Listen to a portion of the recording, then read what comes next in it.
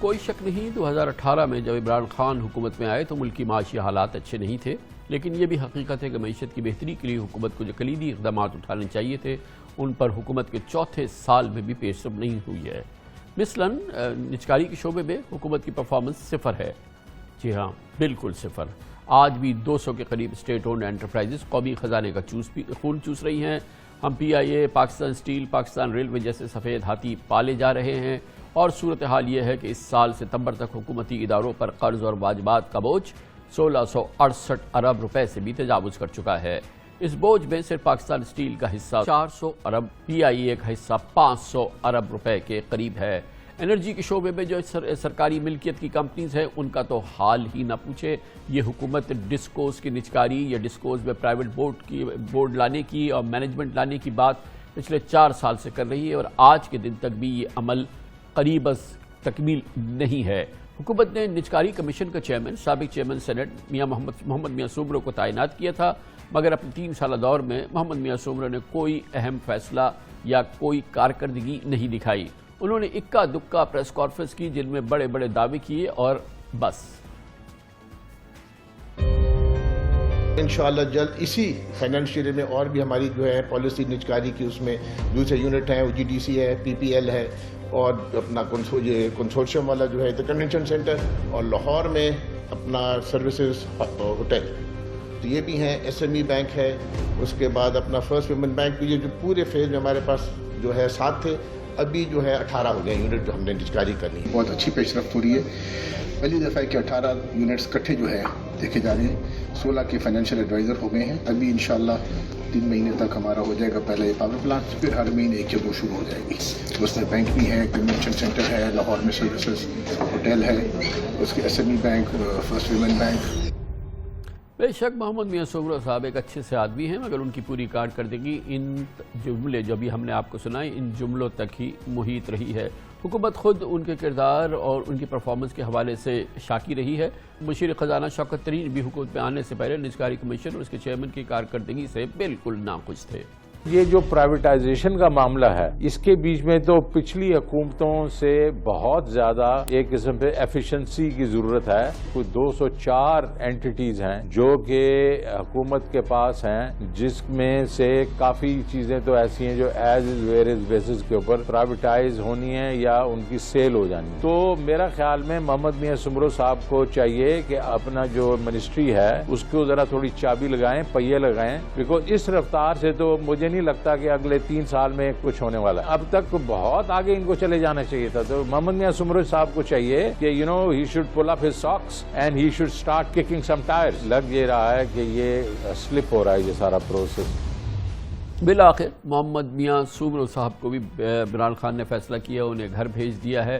اب ان کی جگہ سلیم احمد کو چیئرمین نجکاری کمیشن تعینات کیا گیا ہے، جن کا تعلق پرائیویٹ سیکٹر سے ہے۔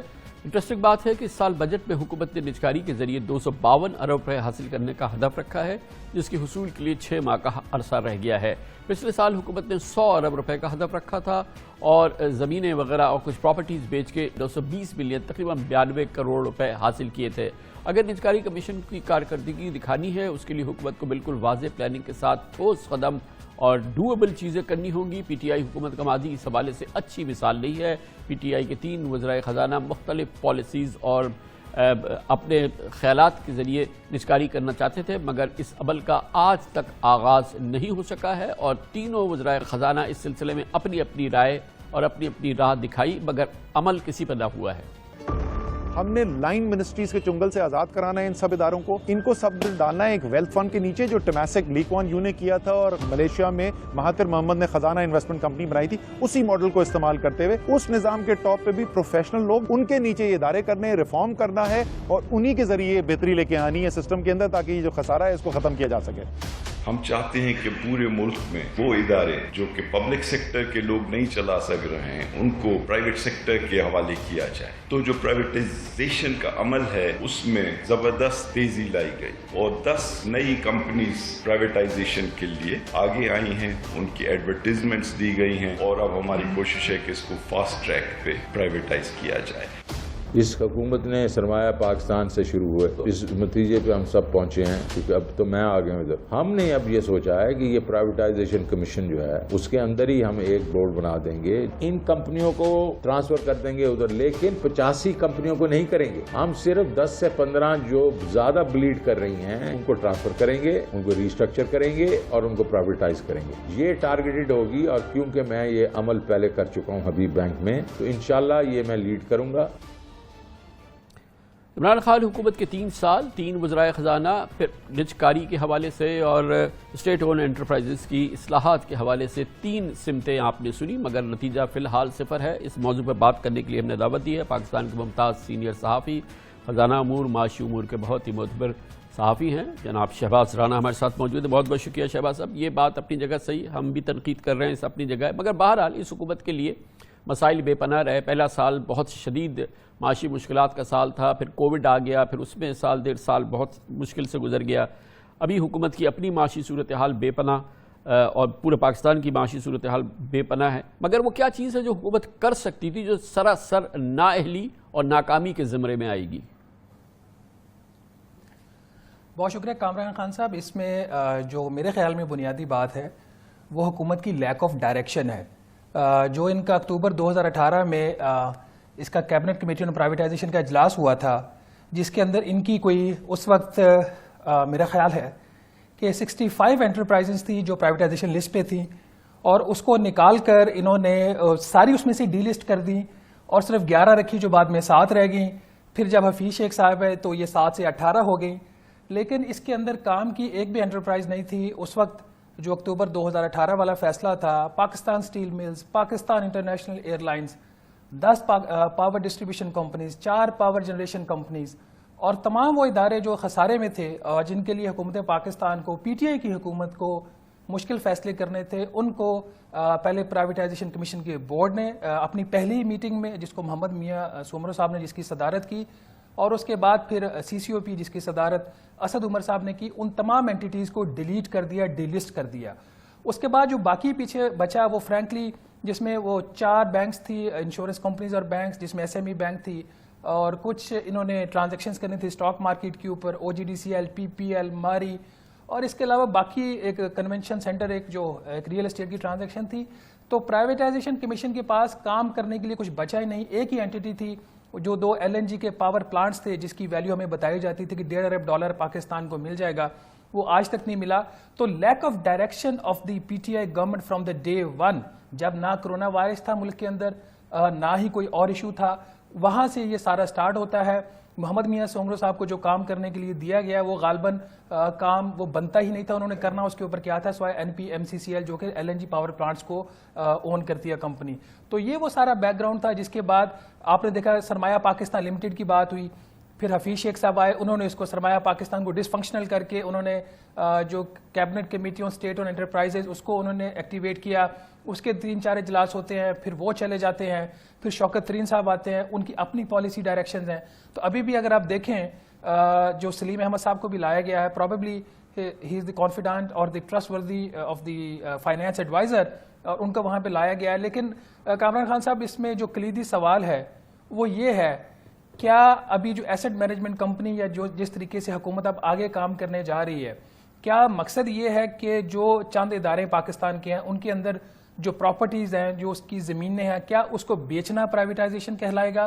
میرا اور آپ کا اب کام یہ ہے کہ ہم اس کے اوپر نظر رکھیں کہ پہلے تو 3.5 سال اس حکومت نے ضائع کر دیے، اور جو باقی اب ان کے پاس 1.5-2 سال بچے ہیں اس میں کہیں یہ کوئی ایسا کام تو نہیں کرنے جا رہے جس میں کچھ مخصوص گروپس کو، کچھ مخصوص لوگوں کو فائدہ دینا اور پرائیویٹائزیشن نہ ہو۔ دیکھیں اصل بات یہ ہے کہ حکومت اپنے سر سے بوجھ بھی اتارے۔ کتنی حکومت کے ادارے ایسے ہیں، سب نہیں، لیکن جس میں کہ اگر حکومت کو جو اس کا ماہانہ خرچہ یا سالانہ اس میں جو جھونکنا پڑتا ہے اربوں روپے، اگر وہ بھی نہ جھونکنا پڑے اور وہ مفت پہ کسی کو دے دیں تو شاید پاکستان کے خزانے کو، پاکستان کی معیشت کو اس سے فائدہ ہو۔ زمین بیچ دیں، پرزے بیچ دیں، اس کا انجن بیچ دیں، اس سے مجھے نہیں ہے۔ مجھے صرف یہ ہے کہ جو میری بلیڈنگ ہوتی ہے ان اداروں کی وجہ سے وہ کسی صورت سے رک جائے۔ اور وہ کیا معاملات تھے، وہ کیا ادارے تھے جس میں چلے یہ تو آؤٹ رائٹ نچکاری تھی، حکومت نے نہیں کی، مگر اصلاحات، ان کو ریسٹرکچر کرنا، ان کو پروفیشنل بنانا، ان کے ان ایفیشنسیز ختم کرنا، انکمپٹنس، کرپشن ختم کرنا، وہ عمل بھی تو نہیں ہوا. چلے نہ کیا ہو آپ نے, مگر وہ بھی تو نہیں ہوا نا. آپ کامران خان صاحب بالکل درست فرما رہے ہیں کہ مقصد اینڈ آبجیکٹو تو یہ ہے نا کہ اسٹیل ملز, پی آئی اے, پاور ڈسٹریبیوشن کمپنیز اور باقی وہ تمام ادارے جو حکومت پاکستان چلا رہی ہے اور چلانا اس کا کام نہیں ہے, اس کے جو نقصانات ہیں اس کو روکنا. میں آپ کو بڑا کینڈیڈلی اور فرینکلی بتا رہا ہوں کہ مجھے کسی ایک بھی ادارے میں ریسٹرکچرنگ ہوتی نظر نہیں آئی. آپ نے ڈاکٹر ارشد حسین صاحب کو سنا ہوگا جی کہ ہم نے پی آئی اے کی ریسٹرکچرنگ کا پلان لانچ کر دیا. وہ پلان کدھر ہے؟ پاکستان اسٹیل ملز کو ڈی لسٹ کیا جاتا ہے, پھر دوبارہ اس کو پرائیویٹائزیشن لسٹ کے اوپر لایا جاتا ہے, وہاں پہ ایک لوگ رکھے ہوئے ان کو تنخواہیں دی جا رہی ہیں, اس کی زمینوں کے اوپر قبضہ ہو رہا ہے. کہاں ہے اس کے اوپر ریفارمز؟ کیا پاور پلانٹس کو جب آپ بند کر دیتے ہیں یا پاکستان اسٹیل ملز کو بند کر دیتے ہیں تو کیا اس سے نقصانات کم ہو جاتے ہیں؟ اس سے نقصانات نہیں کم ہوتے. ابھی آپ نے جو فگر کوٹ کیا تھا ان کے نقصانات کا, جو اسٹیٹ اونڈ انٹرپرائزز ہیں, یہ وہ ہے جو حکومت پاکستان نے بک کر لیے ہیں, جو ڈائریکٹلی انڈائریکٹلی آپ کی کتابوں پہ آ گئے. وہ تمام لاسز جو آج بھی ہو رہے ہیں اور حکومت پاکستان پی ٹی آئی کی حکومت اس کو ڈیفر کر رہی ہے, وہ کدھر ہے؟ کیا جب پی آئی اے کے چیئرمین کو لگایا, سی ای او کو لگایا گیا تھا, وہ کابینہ کی, میں آپ سے ریکویسٹ کروں گا کہ وہ منٹس کابینہ کی ڈسکشن کے وہ ریکارڈنگ سامنے آ جائے کہ کس طریقے سے پی آئی اے کے سی ای او کو لگایا گیا اور کابینہ کے کن اراکین نے وہاں پہ مخالفت کی کہ آپ ایک ایکسپرٹ لے کے آئے. جو پی آئی اے ہے وہ پاکستان ایئر فورس نہیں ہے. آپ نے پی آئی اے کو پی آئی اے کے طور پر چلانا ہے. اسٹیل ملز آپ نے بند کر دی پی ایم ایل این کی حکومت نے, اور اس کے بعد جو آپ کی امپورٹس کا کے اوپر جو دباؤ آیا اسٹیل سیکٹر کا, وہ کس کو بینیفٹ کرنے کے لیے دیا گیا؟ تو آج بھی جب پرائیویٹائزیشن ہونا چاہیے تھے, پرائیویٹائزیشن نہیں ہوئی. Unfortunately prime minister Imran Khan صاحب کی حکومت نے حکومت کے جو اس کے جو فٹ پرنٹس ہیں وہ بڑھا دیے ہیں. سی پیک اتھارٹی بنائے گی, کیا اس کی ضرورت تھی؟ کیا حکومت نے پچھلے 3-3.5 سال میں ایسے اقدامات نہیں کیے جہاں پہ نئی پوسٹیں کریٹ کی گئی ہوں, نئے ادارے بنائے گئے ہوں؟ کیا یہ حکومت اس لیے نہیں آئی تھی کہ ہم نے اسٹیٹ اونڈ انٹرپرائزز کے نقصانات ختم کرنے تھے, یا اس لیے آئی تھی کہ جو وفاقی حکومت کا سائز ہم نے اور بڑھانا ہے؟ یہ بالکل صحیح ہے, اور یہ کرٹیسزم اور یہ اس پہ بلکہ کنڈیم کرنا چاہیے کہ جس طرح سے ہوا ہے. لیکن میں بھی ان معاملات کو, اور آپ بھی ماشاءاللہ ان کو بہت طویل عرصے سے دیکھ رہے ہیں, یہی کہانی, یہی اسٹوری, یہی شکایت, یہی تنقید ہم کر رہے تھے جب پیپلز پارٹی کی گورنمنٹ تھی, جب اس کے بعد پھر نون لیگ کی گورنمنٹ آئی, جب یہ پھر پی ٹی آئی کی گورنمنٹ آئی. تو حقیقت تو یہ ہے کہ یہ ہماری پورا اسپیکٹرم جو ہماری سیاسی قیادت کا ہے وہ اس کے ہاتھ اس پورے معاملے کے خون سے رنگے ہوئے ہیں. کسی ایک سیاسی جماعت کی بات نہیں ہے. یقیناً اس وقت سارے تنقید کا فوکس پی ٹی آئی ہے, عمران خان حکومت ہے, لیکن یہی ساری ذکر گفتگو ہم نون لیگ کی حکومت میں کر رہے تھے, اس سے پہلے ہم پیپلز پارٹی کی گورنمنٹ میں کر رہے تھے. تو یہ اور حقیقت یہ ہے کہ یہ بہرحال اب سے کوئی 1-2 دہائی پہلے جب ہوئی کوئی ٹچکاری ہوئی, اس کے بعد تو سب ناکامی ہے, اور پھر یہ جو اسٹیٹ اور انٹرپرائزز کا عذاب جو ہے یہ ہمارے سر پہ بڑھتا ہی گیا ہے. آپ نے بالکل صحیح کہا, یہ ایک پارٹی کی بات نہیں ہے, ایک سوچ کی بات ہے. آپ کو یاد ہوگا کہ 2015 میں غالباً جب پاکستان مسلم لیگ نواز کی حکومت نے پی آئی اے کی نجکاری کی کوشش کی تو پاکستان پیپلز پارٹی اور پی ٹی آئی نے ہاتھ ملا لیے دونوں نے, اور پارلیمنٹ سے جو قانون پاس کروایا گیا اس کے بعد اب پی آئی اے کے 51% جو شیئرز ہیں وہ بیچے ہی نہیں جا سکتے. اس کے آپ مائنورٹی شیئر بیچ سکتے ہیں, میجورٹی نہیں بیچ سکتے. تو ایسا ادارہ جو 542 ارب روپے کے لاسز تو اس کے آلریڈی ہو چکے ہیں میرا خیال جون تک, یا جو بھی لیٹسٹ فائنینشیل سٹیٹمنٹ ان کی ویب سائٹ پہ موجود ہے. تو ایسا ادارہ جس کے اتنے میسو لاسز ہیں اس کے 49% وداؤٹ مینجمنٹ کنٹرول کون لے گا؟ تو یہ پی ٹی آئی ہو, پی ایم ایل این ہو, پاکستان پیپلز پارٹی ہو, سب نے اپنا اپنا کام کیا, سب نے لوگوں کی بھرتیاں کی ہیں, سب نے نوکریاں دی ہیں. میرا اور آپ کا جو کنسرن ہے کہ پاکستان کا جو بجٹ ہے اس کے اوپر دباؤ نہ آئے, ایک ایفیشینٹلی ادارے چلائے جائیں اور آپ کو سروس ملے. پی آئی اے کے اوپر فرینکلی اسپیکنگ میں ایک فورن ایمبیسڈر کے ساتھ ہم ایک لنچ کر رہے تھے, تو انہوں نے کہا جی کہ میں ڈومیسٹک اس لیے کراچی نہیں جاتا کہ میں پی آئی اے کو استعمال نہیں کرنا چاہتا, سیفٹی کنسرنز ہیں ہمارے. آپ نے اسی ہفتے سنا ہوگا چند دن پہلے جی پی آئی اے کا ایک اور ٹیکنیکل فالٹ آیا, اللہ تعالیٰ نے اس ایئر کرافٹ کو بچایا, وہ چیز آلریڈی اویلیبل ہے, پبلک نالج کے اندر ہے. تو بات کرنے کا مقصد یہ ہے کہ میرا جو اسٹیل ہے وہ سارا باہر سے امپورٹ ہو رہا ہے, پاکستان اسٹیل ملز بند ہے. پاور کمپنیز تمام کی تمام جو ہے وہ نقصانات کر رہی ہیں, کچھ کم کر رہی ہیں, کچھ زیادہ کر رہی ہیں. آپ کو پروفٹ میں 3-4 نظر آتی ہیں, ہمیں ان کی مینجمنٹ کے اوپر کنسرنز ہیں. آپ کو جو ہے آپ کو یو آر ناٹ شیور کہ آپ کو بجلی ملے گی اور کب ملے گی. یہ اس کے باوجود ہے کہ پاکستان میں الیکٹریسٹی سرپلس ہے. گیس کی اس وقت جو صورتحال ہے اس میں اگر گیس جو ڈپلیشن ہو رہی ہے تو کچھ تو ادارے اس کے رسپانسبل ہیں, جو ڈسٹریبیوشن کمپنیز ہیں, SNGPL ہے, SSGCL ہے, وہ کیوں نئے کنیکشنز لگا رہی ہیں جب وہ ایگزسٹنگ کنیکشنز کے جو ہے وہ گیس پوری نہیں کر سکتی. میں اسلام آباد میں رہتا ہوں, میرے گھر میں گیس نہیں آتی. آپ کراچی میں ابھی پچھلے ہفتے تھا, وہاں پہ بھی یہی کمپلینٹ آ رہی تھی کہ گیس نہیں مل رہی. تو اگر ان SOEs کو, جس میں SNGPL ہے, SSGCL ہے, ان کو اپنے سیاسی بنیادوں پر چلانا ہے, ان کو دباؤ ان کے اوپر ڈال کر نئے کنیکشن دلوانے ہیں, تو پھر یہ ملک کے مسائل حل نہیں ہو سکتے. آج آپ سلیم احمد صاحب کو لے آئے ہیں, آپ محمد میاں سومرو کو وہاں سے ہٹا دیا, لیکن وہ وفاقی وزیر ابھی بھی ہیں پرائیویٹائزیشن کے.